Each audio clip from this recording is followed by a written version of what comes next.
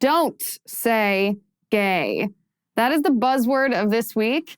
This buzzword was coined by the radical left, and it relates to a piece of legislation in the state of Florida. As you know, the state of Florida is the radical left's sworn enemy. And this piece of legislation, this bill, it's passed in the House, or a committee in the House, passed in a committee in the Senate, the state Senate in Florida, is no exception. The Don't Say Gay bill that's not obviously its official title. It is Senate Bill 1834, and it's about parental transparency in public schools. However, the radical left would like you to think that it subjugates LGBTQIA plus youth. That is not at all what it is. However, the radical left, to the upper echelons of the Democratic Party, so this is a full-blown assault from the radical left. They want you to believe that this bill is something that it is not. They want you to believe that this is a homophobic, transphobic, bigoted, hateful, awful, Neanderthal type of bill. And I read the entire bill. It's four pages, this piece of legislation. And that's what I want us to talk about tonight, because the radical left lies to us. We know this, and they lie to us in ways that it's actually kind of a ballsy way to lie to us. And what I mean by that is it's not like this is a 1,000-page document, this piece of legislation. Any one of us can go and read this and see the truth. And yet the radical left thinks that we're not going to do that. And so they lie to us anyway. In fact, Biden himself has addressed this bill. Keep in mind, this is a bill in the state of Florida, in the Florida state legislature. And Biden himself had the White House issue a tweet. The White House's tweet said, today, conservative politicians in Florida advanced legislation designed to attack LGBTQI plus kids. Instead of making growing up harder for young people, the president is focused on keeping schools open and supporting students' mental health. From Biden's official POTUS account, he then quote tweeted that tweet from the White House.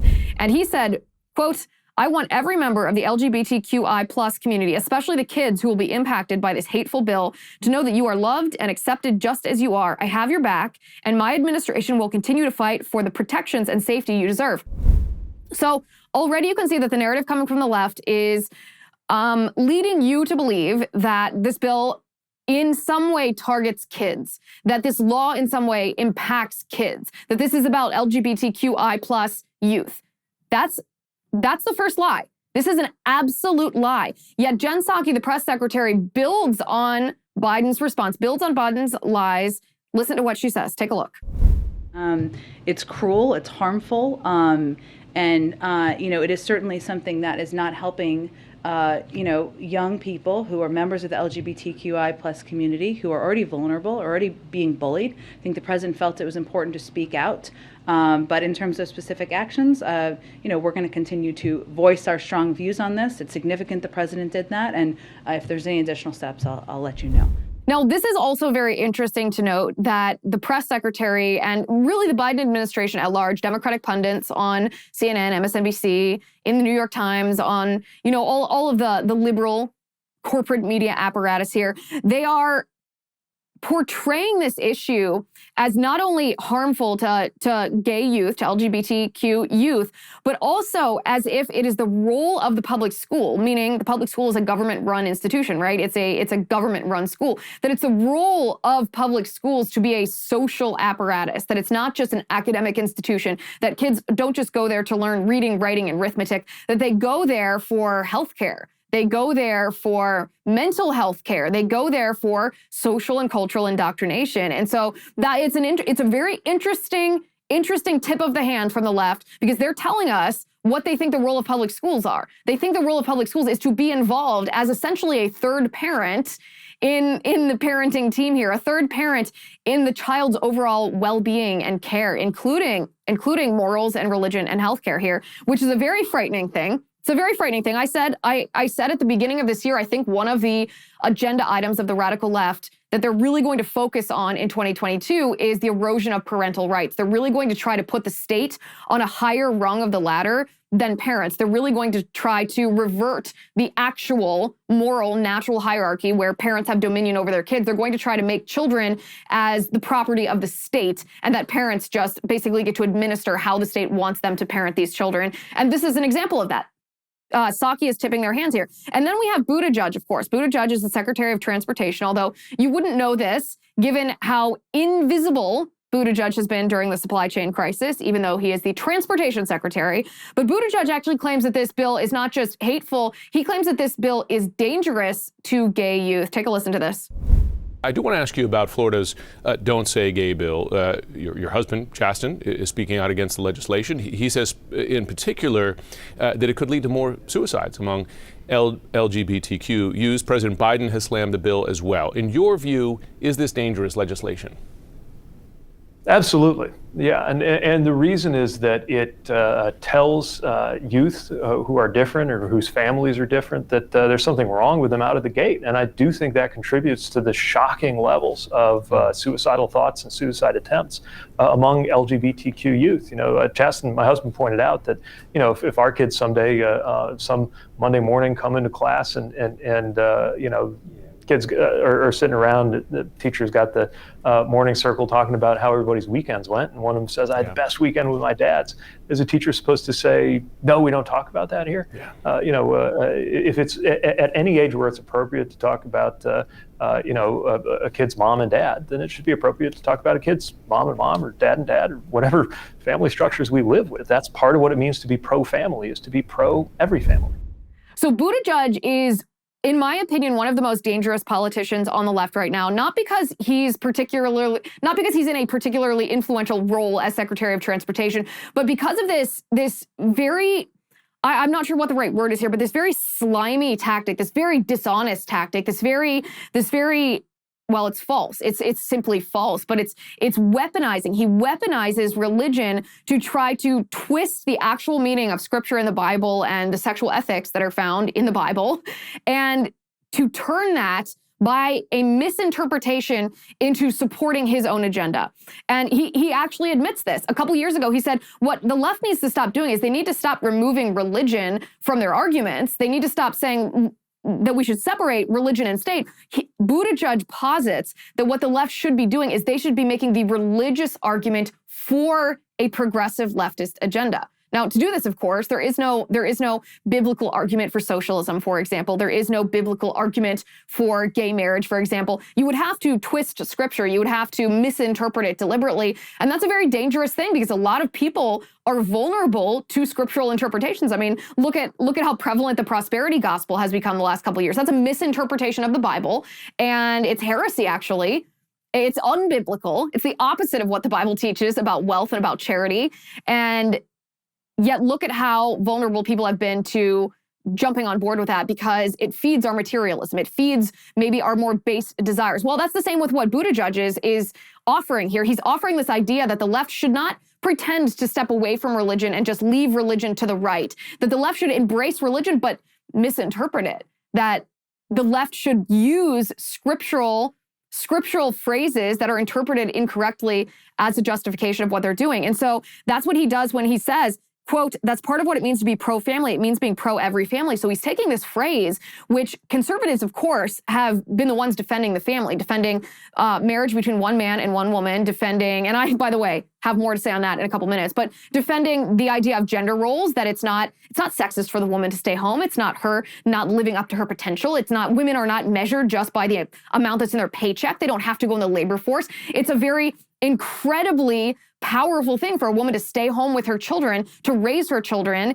and for a man to be the provider and protector. This is traditional gender roles. The right has been this protector of the family, from marriage to traditional gender roles to gender itself, the definition of gender itself, to parental authority over children, to, pregnancy and childbirth and life issues, protecting against abortion. Of course, it's been the conservative movement that has been pro-family here. This has been one of the principles of our party for a long time, one of the cultural, religious, social, legal, political principles of our party. And yet Buttigieg is taking that. And by the way, the conservative pro-family viewpoint is pushed the hardest by the evangelical wing of our party, by the religious wing of our party.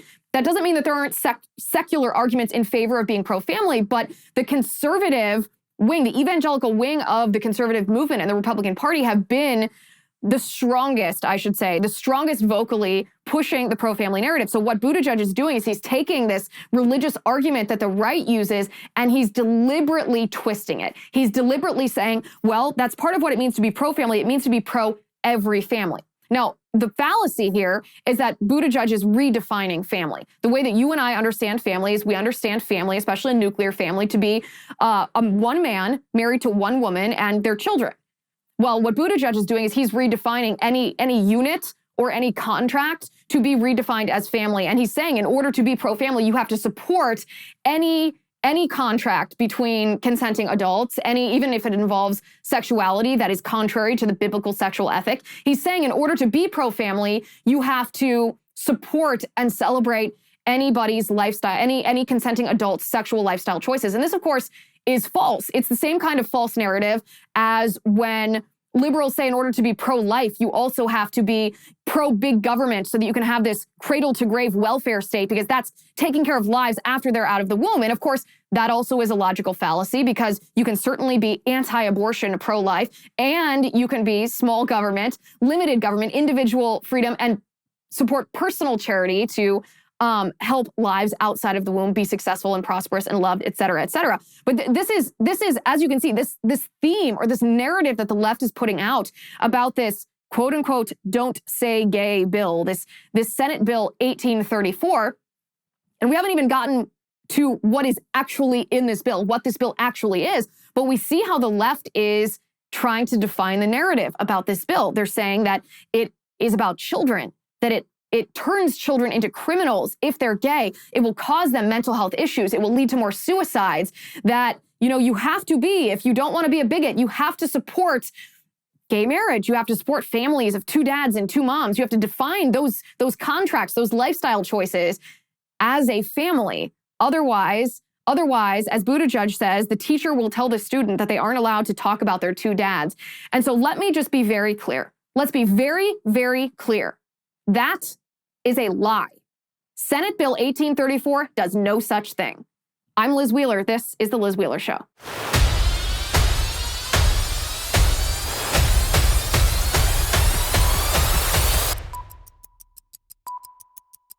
So what the left is doing with Senate Bill 1834 is they are deliberately misrepresenting what the bill actually is and what the bill actually does. This should come as no surprise to us. This is how the left always twists reality. They want to completely ignore what reality actually is, objective truth, and they want to pretend that their delusion is in fact reality. And it's not. So what I did here is when I read all these headlines, when I heard Psaki, when I saw Biden's tweets, I said, okay, well, let's look at this. Let's look at the text of this legislation itself, because press the mute button on the CNNs and the MSNBCs and all the liberal pundits. Let's see what this actually is, because if it is anti-gay, that's not good. Everybody should have equality under the law. Everyone should be treated with dignity and respect. Let's see if this actually hurts kids. But first I want to talk to you about American Hartford Gold. I'm sure I'm not the only one who's noticed everything in our country is getting expensive. We are in the biggest economic crisis since 2008. With a government that is printing trillions and trillions of dollars. Consumer prices are the highest we've seen in 30 years. Inflation is seemingly here to stay. And if the government continues its out-of-control printing and spending, the dollar could continue its free fall and lose its coveted role as the world reserve currency. So how do you protect your money, your retirement, your savings? Well, American Hartford Gold can show you how to hedge your hard-earned savings against inflation by helping you diversify a portion of your portfolio into physical gold and silver. They'll even help move your existing IRA or 401k out of the volatile stock market into a precious metals IRA. And they make it easy. They are the highest rated firm in the country with an A+ rating from the Better Business Bureau because of thousands of satisfied clients. And if you call them right now, they will give you up to $1,500 of free silver on your first qualifying order. So don't wait. Call them now. Call 855-768-1883. That's 855-768-1883. Or text Liz, L-I-Z, to 65532. Again, that's 855-768-1883 or text Liz to 65532. So I brought up this bill and it's 4 pages, but not really even 4 pages. It's actually 2 pages because you have this original piece of legislation that was introduced and then you have the edits that were made to it that will be added to the state statute. So let's walk through this. Let's see what the text of the legislation says that this bill actually does. It was introduced, by the way, by Senator Baxley, just in case anybody was wondering. It is Senate Bill 1834 in the Florida Senate. You can find it literally just by Googling SB 1834 in Florida, and you can read the text for yourself. And I always encourage this. It's what I always do whenever there's misleading narratives or when I suspect there's misleading narratives coming from the left about legislation, is I go and I read it myself. It's actually not difficult to read legislation. This, it doesn't have a title yet, or it didn't at the beginning, but this is what it says. It says, a bill to be entitled, an act relating to parental rights and education. It amends a Florida state statute 1001.42, requiring district school boards to adopt procedures that comport with certain provisions of law for notifying a student's parent of specified information, requiring such procedures to reinforce the fundamental rights of parents to make decisions regarding the upbringing and control of their children in a specified manner. Again, this is probably why, before we even get into the details, this is why the left is going ballistic about this bill, because they're making an effort right now. This is their year to undermine parental rights. This is their year to try to abolish parental rights, to obliterate them. And this bill is playing offense against that.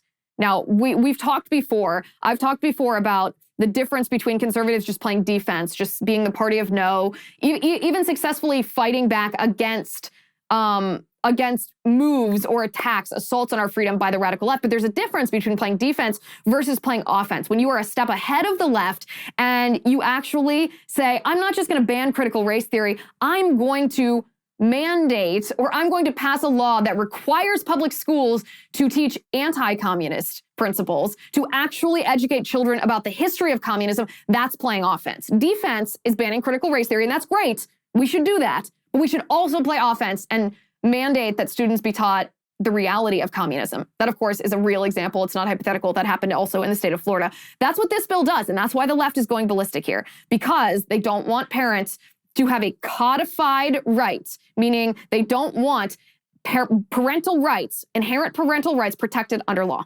So that's what the summary here says. Okay, it goes on to say prohibiting the procedures from prohibiting a parent from accessing certain records. Now, let's talk about this phrase for a second. Prohibiting the procedures from prohibiting a parent from accessing certain records. This is in relation to what I consider to be an absolutely terrifying part, or an absolutely terrifying ideology and set of rules and provisions that actually do exist in public schools right now. If there's one reason that Lady Baby will never go to a public school, and I had to order it in relation to how important my different reasons were, this one would be the very top reason, because in some school districts, if a child says to a school counselor or even to a teacher that, listen, I was born a girl, but I've decided to transition. I was born in the wrong body. I'm actually a boy, and I'm going to socially transition. I'm going to come to school, and I want to be called a boy's name, and I want to wear boys' clothes, and I want you to treat me as a boy. I want you to use male pronouns. The school can do this not only without the permission of the student's parent, which is abhorrent since these children are children, they're minors, but the school can actually withhold the information even if the parent requests it. So this happened in Chicago. A father, I think it was a 6th grade girl, a father with a 6th grade daughter. The daughter wanted to transition, and the father suspected that this was happening because the daughter had told the father that she wanted to transition. The father had said no. And the girl did this at school anyway. She socially transitioned at school. The father suspected this was happening, so he put in a records request. He said, I want my daughter's school records. I want, her school counselor records. I want the notes. I want to know how the school is addressing her, whether they're using pronouns and a male name. I want to know. And the school refused. The school lied to him. And the school felt like they weren't doing something deceptive or immoral or evil or wrong. They felt like they were quote unquote protecting this child who was suffering from gender dysphoria, who was transitioning at school without the consent of her parent. And they not only denied the request of the father, they denied that they were doing this. This is happening in our country. There are provisions in public schools right now all across the country that allow school officials or even prohibit school officials from giving over children's records to their own parents, to the children's own parents. And it's absolutely shocking. So this is what this bill does. Prohibits the procedures from prohibiting a parent from accessing certain records. providing construction, prohibiting a school district, the legislation says, from adopting procedures or student support forms that require school district personnel to withhold from a parent specified information, or that encourage or have the effect of encouraging a student to withhold from a parent such information. So think about that. Your child's in school, you're maybe at work, you're at home, and your child goes to the school counselor with some kind of mental health issue. Maybe your minor child is pregnant and wants an abortion. And there are certain provisions in public schools which not only don't have an automatic notification to a parent, which they should, but they actually discourage the student from even telling the parent. So there's sort of three different aspects of this. Not only is there not an automatic notification system, not only can the school refuse to provide the parent with records, the school counselor can actually discourage the child from voluntarily telling their parent about this.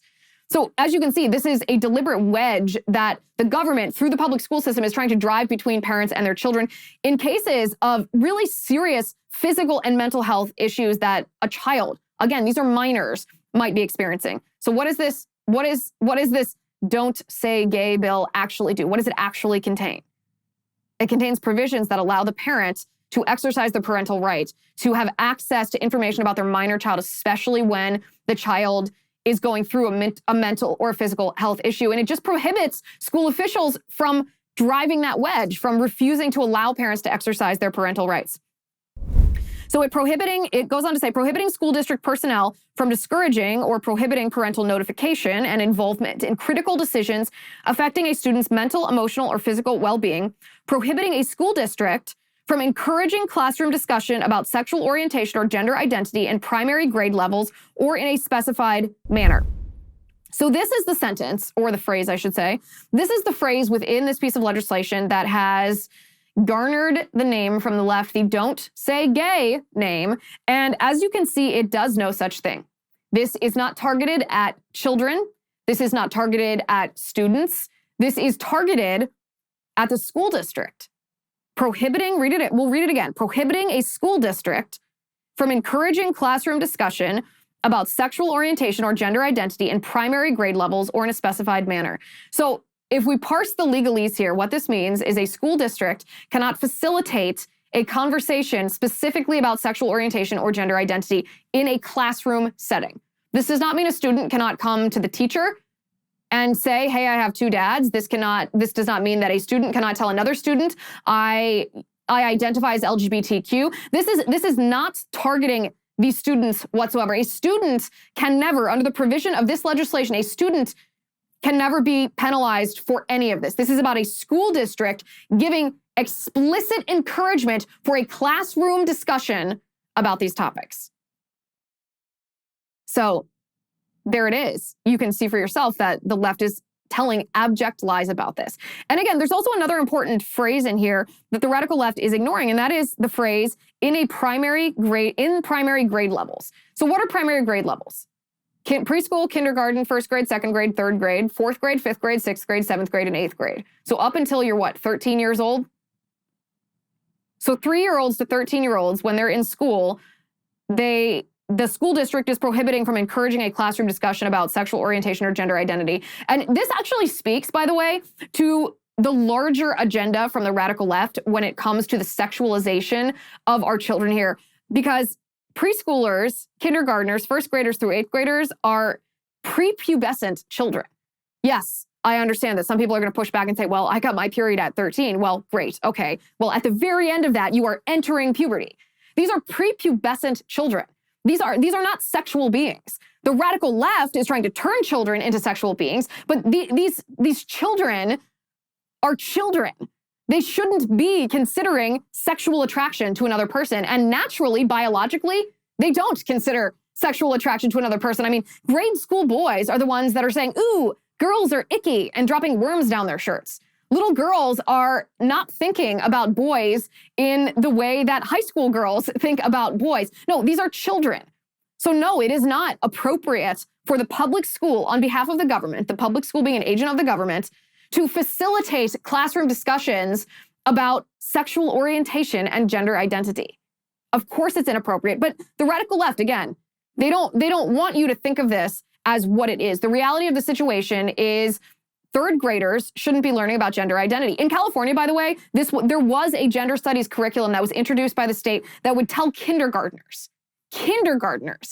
that they could be a boy if they want to be a boy. They could be a girl if they want to be a girl, regardless of the reality of their gender, regardless of the reality of their sex.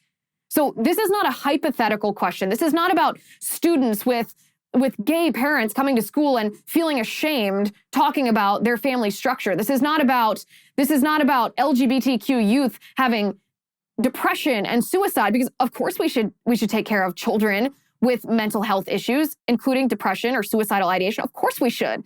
No one is saying anything otherwise. This is not about bullying. This is not about shaming. This is not about social ostracization. The left wants you to think that's the case because the reality is shocking. The reality is, again, with that gender studies curriculum in California, high school students in their sex ed class were taught about anal sex and bondage.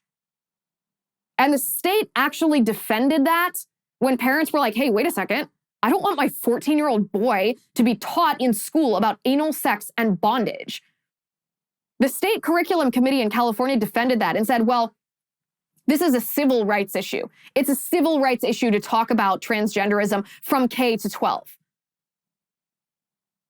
And so, again, the reality of what this bill is addressing the reality of what the radical left wants to do in public school classrooms. And it would be great if we didn't have to have a bill like this. Yes, that would be ideal, actually.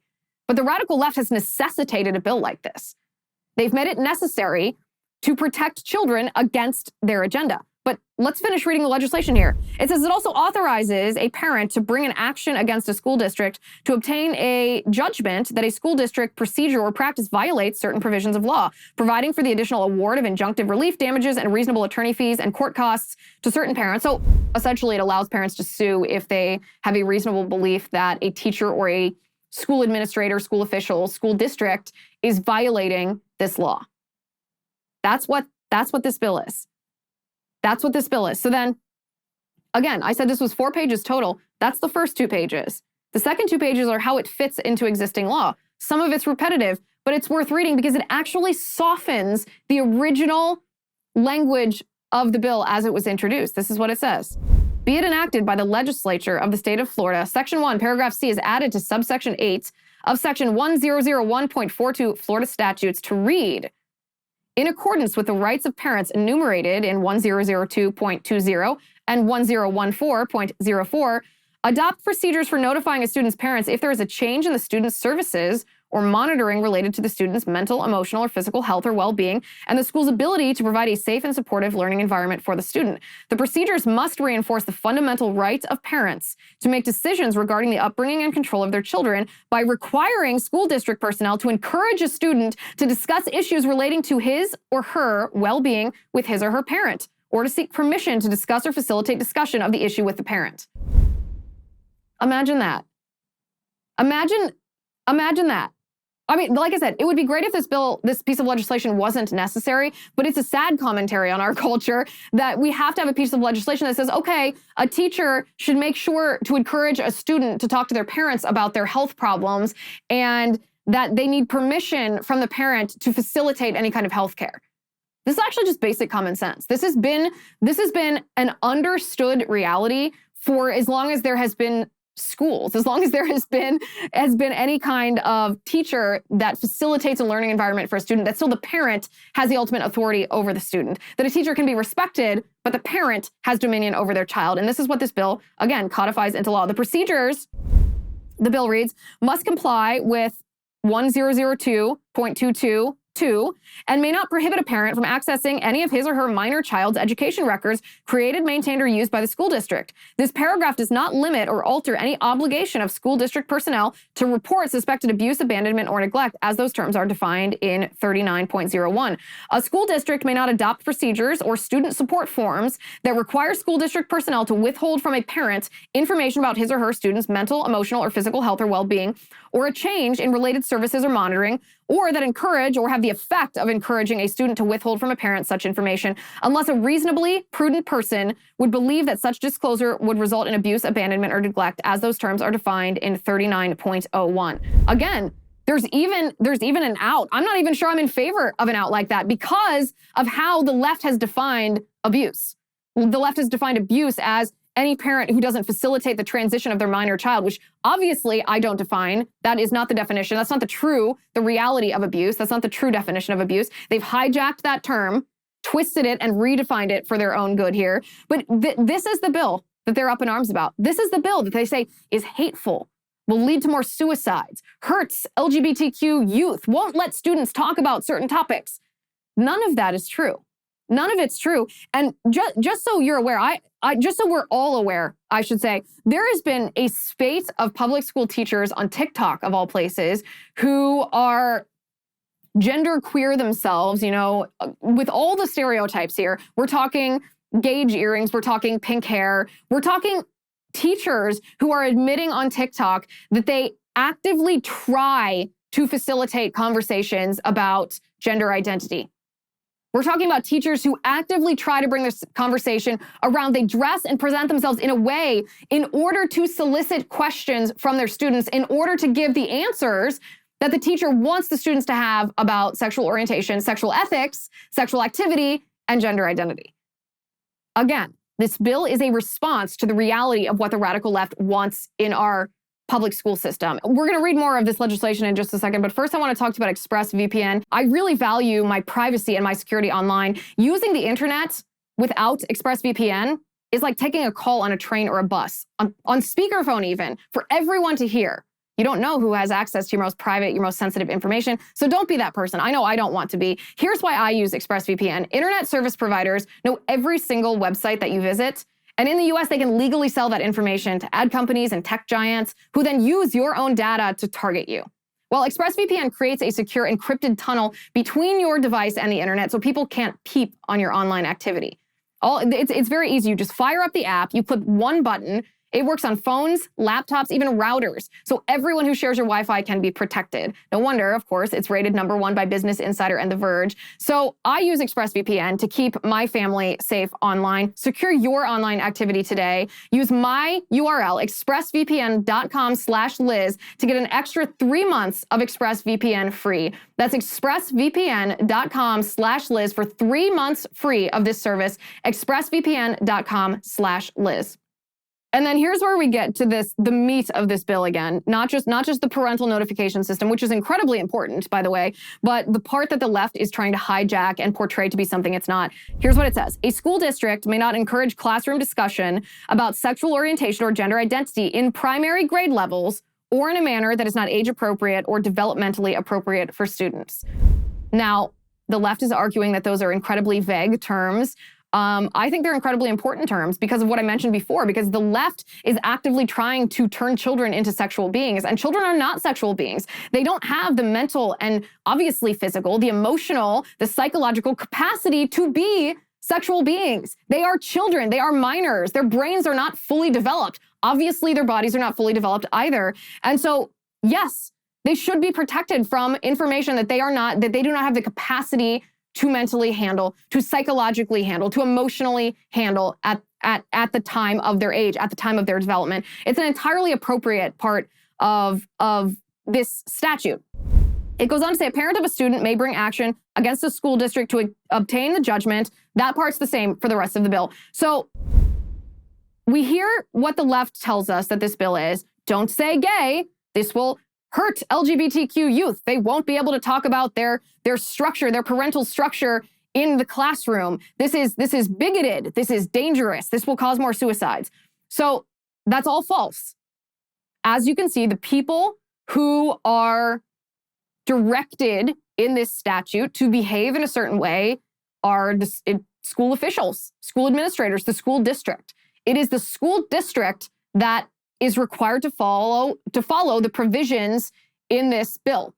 They are required to not withhold not withhold information from parents. They are prohibited from withholding information from parents, records about the student. They are prohibited from not notifying parents of changes to the mental or physical health care that they are facilitating in regards to these children. It is this bill prohibits school officials from encouraging students not to tell their parents. This bill prohibits school officials from discouraging parental involvement in health decisions. It prohibits a school district from encouraging classroom discussion about sexual orientation or gender identity in primary grade level classrooms. That is what this bill is.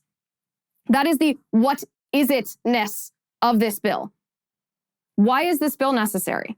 Well, this bill is necessary because the radical left has a gender ideology that they are disseminating in public schools. And we can see examples of this everywhere we look.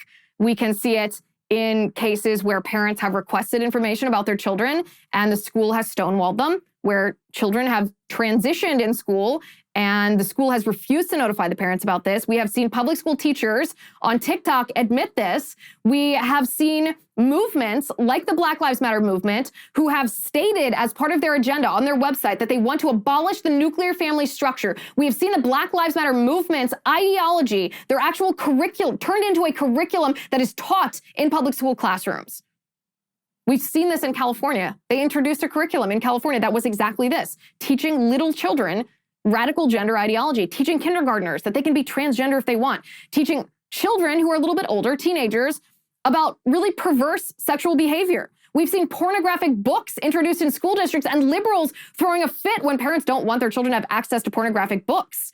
We've seen children's books, really primary level children's books. I'm talking first, second, third grade children's books that have an agenda, that have graphic sexual images, that have same-sex storylines. We've seen this gender ideology. It is real. It is out there. They're trying to get it into your child's head. So this bill is necessary. This bill is actually what I described before. This bill is playing offense. This bill is not just saying ban critical race theory. We're playing defense here. This bill is saying, no, we're going to make sure that our children are taught that communism is bad. It's playing offense, not in the critical race theory, not in the racialized Marxism way, but on the gender ideology. They're saying, we're not just going to ban you from talking about transgenderism to kindergartners. We're actually going to codify into law. We're going to play offense here, codify into law that parents have a fundamental inherent right to dominion over their children, to have access to information about their minor children, and to be involved in decisions about the mental and physical health care of their kids in public schools. We all should be supporting bills of this nature. This is what we have to do to fight back against the radical left. And I talk about this today, not just to debunk the lies that the radical left is perpetrating about this bill. I talk about this because there are many conservatives who don't want to talk about this. Many conservatives who are afraid to talk about this. In fact, a lot of conservatives don't want to talk about issues as it relates to same-sex sex, homosexual behavior, or gay marriage because they think, well, it's a lost cause. We lost the gay marriage fight. The Supreme Court said it's in the Constitution, even though it's not. And we've lost that. So why waste political capital talking about this when we're just going to be called a bigot? We're just going to be called a homophobe here. And these conservatives are very mistaken.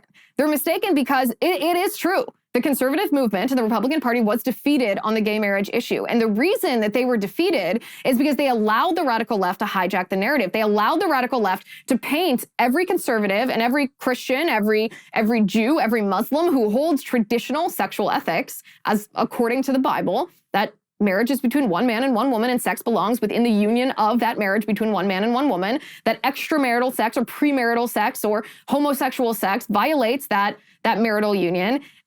They painted the vast majority of people in our country who hold the sexual ethic actually as bigots. They elevated groups, radical groups like the Westboro Baptist Church, who is not representative of mainstream conservative views on homosexuality or gay marriage. They elevated the Westboro Baptist Church and said, this is who's standing against gay marriage. And conservatives didn't fight back against this. There was a small portion of the conservative movement, a small portion of the evangelical community that pushed back, but not enough, not well enough, not strategically enough. And so the radical left was successful in portraying conservatives or conflating mainstream conservatives with mainstream Christian traditional sexual ethics with radical crazies like the Westboro Baptist Church. And that's obviously false. That's not true, but they were successful in doing this. And so conservatives gave up.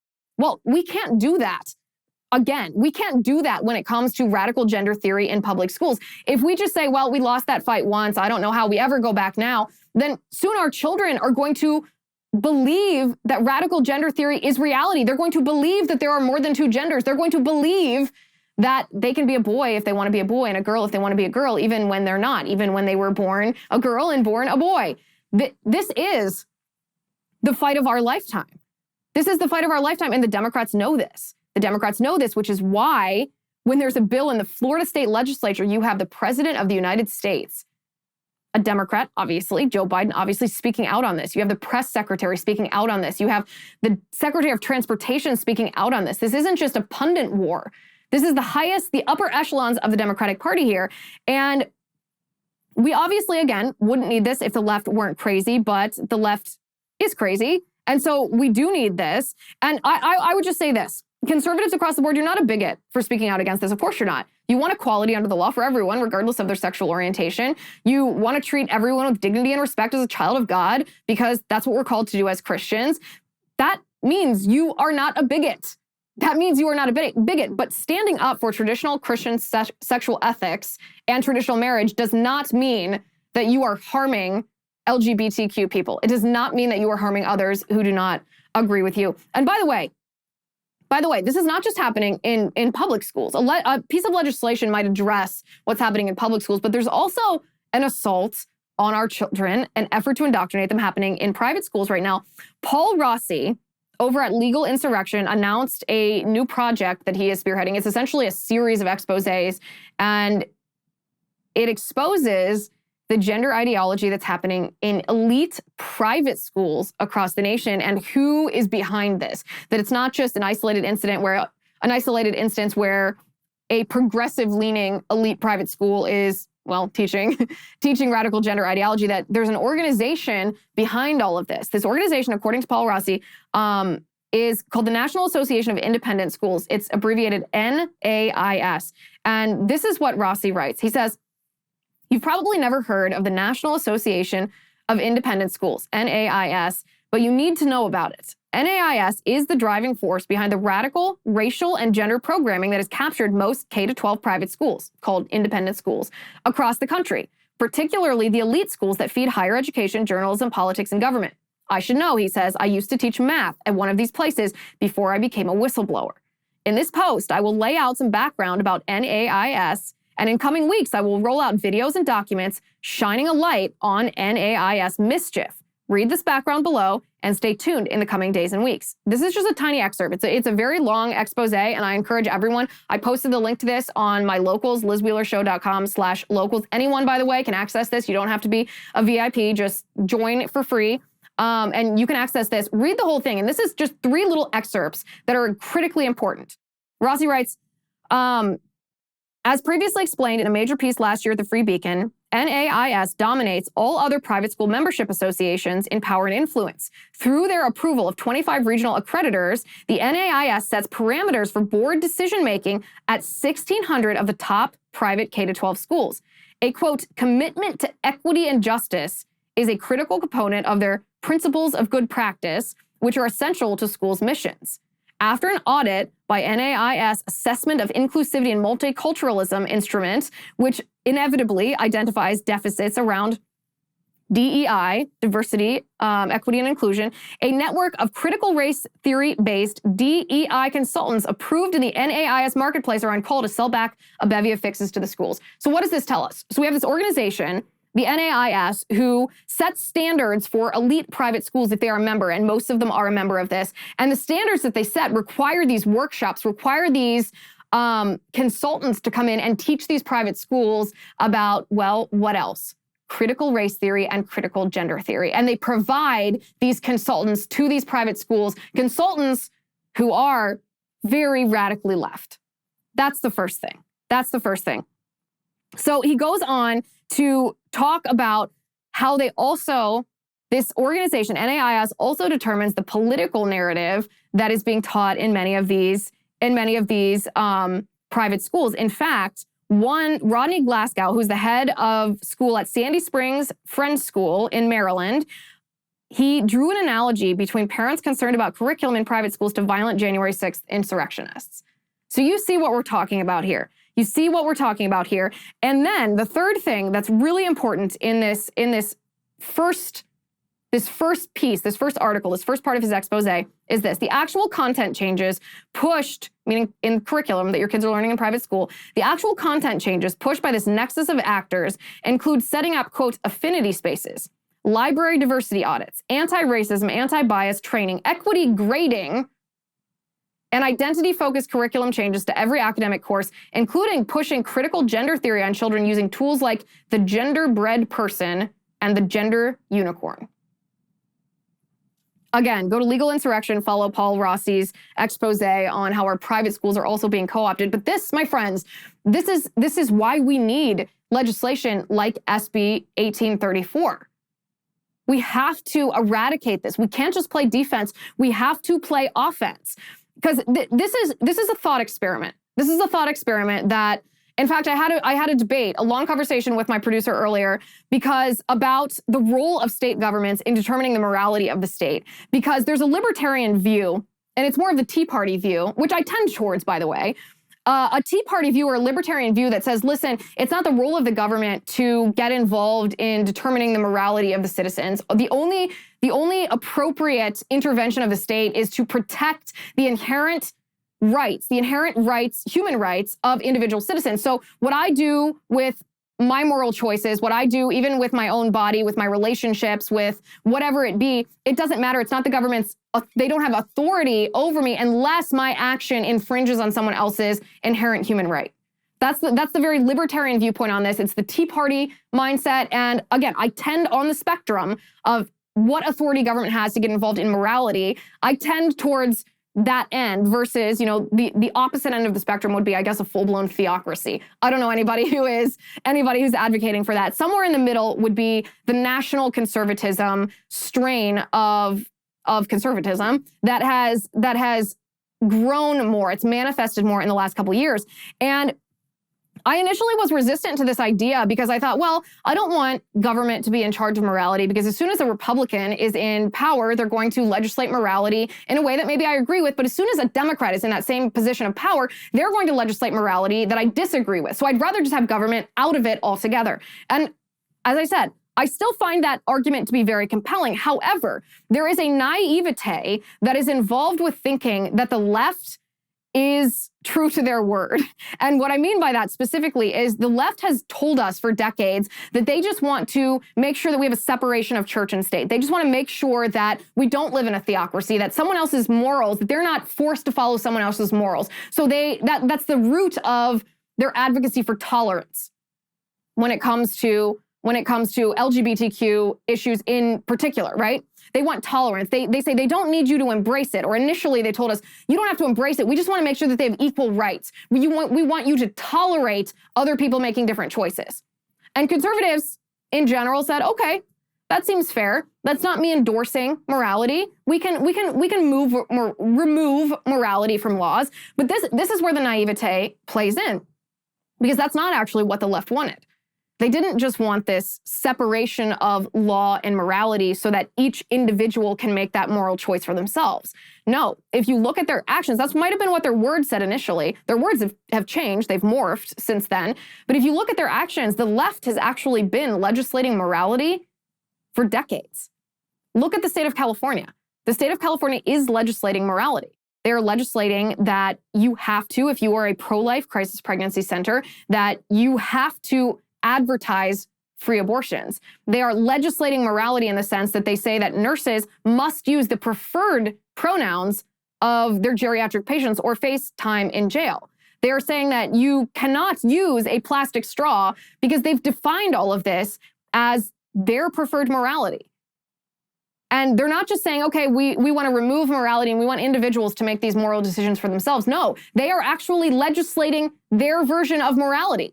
And so what conservatives have fallen for, maybe conservatives were gullible, maybe conservatives just assumed that liberals were operating in good faith when they weren't, but what conservatives agreed to is they agreed to remove morality, and that created a vacuum, a situation where liberals just filled that. They filled that spot with their own version of morality. And so for us as conservatives to sit here and say, well, government should only be involved in decisions that are protecting someone's inherent human rights and morality decisions aren't the role of the government, that would be fine. That would actually be a utopian system of government. That would be what I would prefer if that were the reality of the thing. But on the state level, this doesn't seem to be the reality anymore. It seems to be, the reality seems to be that if Republicans don't play offense, not just playing defense, but if Republicans don't play offense, and that includes some morality legislation, then the radical left is going to fill that void, and they are going to legislate their own morality. So again, I still lean towards, I find the argument very compelling that government should stay out of the way unless one person is violating another person's rights, because I don't trust politicians and I don't want this flip-flopping of morality in government. I don't want Republicans to legislate one thing and then Democrats to come back, and because they have the authority, the power to do it, they switch it. I'd rather no politician have any power to do anything and individuals make that decision for themselves, but that's not what they're doing. That's not what's happening. And this is an issue of morality that touches each and every one of our lives in a very intimate way. And what I mean by this is, looking forward the next 5 years, there is going to be a stark difference between living in a blue state and living in a red state. Right now, the difference is, if you live in California, you complain about the really high taxes, you complain about the traffic, you complain about their ridiculous environmental standards, you complain about those types of things. But on a minute-to-minute basis, is your life being impacted by the radical leftist policies in Sacramento? Not everyone, not always. I lived in California for 8 years and I paid a lot of taxes and I whined about it, but I can't say that the decisions that I wanted to make about myself and my family were super duper impacted by the very radical leftist policies. It was more difficult to get a gun, which was wrong, but I could still get one. It was more difficult to, it might be more difficult to homeschool your children there, but it's not impossible.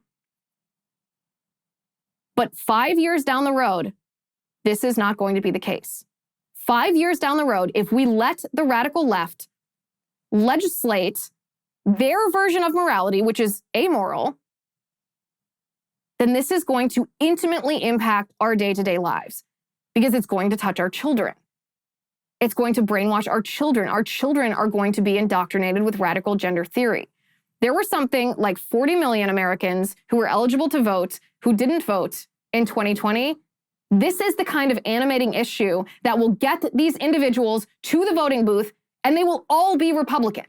Because the idea of your kindergartner being taught that he can be transgender if he wants to be, or your sixth grader transitioning socially at school and school administrators withholding that information from you, or your high schooler being taught about anal sex and bondage. I don't know a parent in this country who doesn't feel that parental outrage in their gut, that protective instinct that would get them to the polls to make sure that this is prohibited by law. That politicians who will fight against this evil, this poisonous ideology, aren't elected at the state level. Because again, this is a state level battle. But 5 years from now, there's going to be a distinct difference between red states and blue states in a way that we have never seen before. Never seen before. I want to talk to you about Echelon Fitness. Now, it is mid-February at this point, and I can't say that I've been doing super well on my New Year's resolution to work out. I do want to get in shape this year, however. I don't have time to go to the gym. Fortunately, Echelon Fitness brings the gym home to me. This does help a lot. It also helps to have world-class instructors like Nicole Griffin and Michael Brown choreographing classes with music from my favorite artists. You also get a community of hundreds of thousands of people who can give you that extra push. Echelon Fitness gives you all of this. They are the affordable way to get the workout equipment, the workout community, and an instructor's motivation right in the comfort and privacy of your own home. With Echelon Fitness, you can work out anytime, day or night, after the kids go to bed maybe, you get up early maybe, and crush your fitness goals. Echelon Fitness's full range of affordable workout equipment, including stationary bikes, smart rowers, sleek fitness screens, and the auto-folding treadmill, are all connected to provide the Echelon Fitness experience. One membership covers a family of 5, and right now, for a limited time, podcast listeners get up to $650 off MSRP. To get this exclusive offer, text Liz to 818181 to get up to $650 off MSRP. $650 off MSRP. Liz 818181. Disclaimer, this is mandatory message. Message and data rates may apply. See terms for details. All right, let's take a hard turn here. I want to talk about COVID because there's some interesting developments that have recently occurred. However, big tech, of course, doesn't let us talk about the good COVID topics on their platform. So we're going to go over to Locals to talk about this. Please join us at LizWheelerShow.com/locals. In fact, I have a promo code for you. If you use this promo code, then you get 1 month free on an annual subscription. The promo code, ready for this, is FBigTech. Now, when my producer told me that this was the promo code, I asked, well, is this F, like just the letter F Big Tech, or is it EFF Big Tech? Let me clarify, it is F, just the letter F Big Tech, and you get 1 month free on an annual subscription. LizWheelerShow.com/locals. Come on over and join us over there because we're going to be talking about COVID. Super crazy story, actually, about the doctor who discovered the Omicron variant and what the European governments said to her. If you want to see the rest of this segment, hear everything that we're going to talk about, head on over to Locals, the Liz Wheeler Show community at LizWheelerShow.com/locals. See you there. Thank you for watching today. Thank you for listening. I'm Liz Wheeler. This is the Liz Wheeler Show. The Liz Wheeler Show is produced by Jonathan Hay, executive producer Chad Abbott, director of photography Kevin McRoberts, editor Alejandro Figueroa, sound mixer Robin Fenderson, director of marketing Emily Washler, production and talent coordinator Matt Toffler, and senior publicist Patricia Jackson. This has been a Soundfront production.